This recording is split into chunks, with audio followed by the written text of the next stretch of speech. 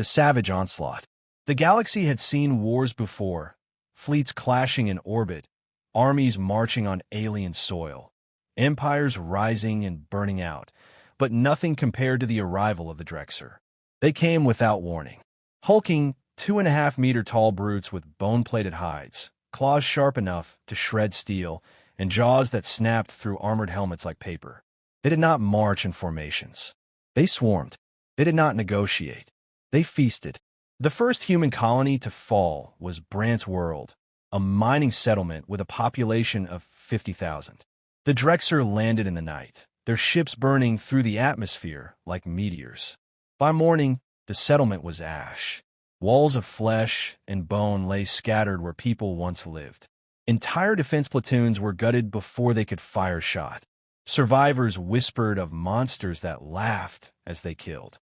Across the Terran colonies, the same nightmare repeated. Orbital defenses bought hours, sometimes minutes, before being ripped apart by Drexer warships. Human infantry fought bravely, but rifles and grenades seemed little more than sparks against the storm. The Drexer charged fearlessly, shrugging off wounds, reveling in bloodshed. By the third month, 5 colonies were gone, and the human fleet was crippled. Broadcasts from survivors painted the same picture: savages that cannot be stopped. Even the United Earth Command, seated in Geneva, struggled to reassure a frightened population. The Senate's words sounded hollow when everyone could see the footage: streets painted red, soldiers torn in half, cities burning. For the average soldier, morale collapsed. They weren't fighting an enemy. They were being hunted.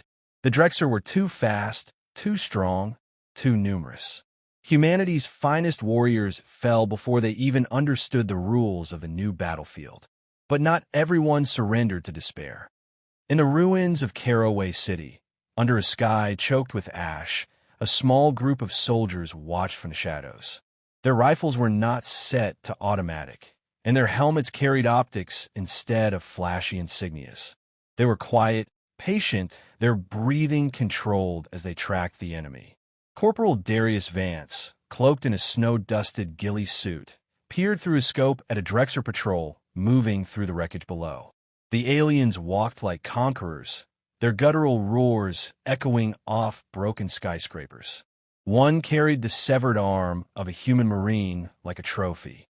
"Savages," muttered Sergeant Rena Kovac, lying prone beside him. Her voice was low, measured, as if the word itself might carry on the wind. Darius adjusted his scope, following the Drexer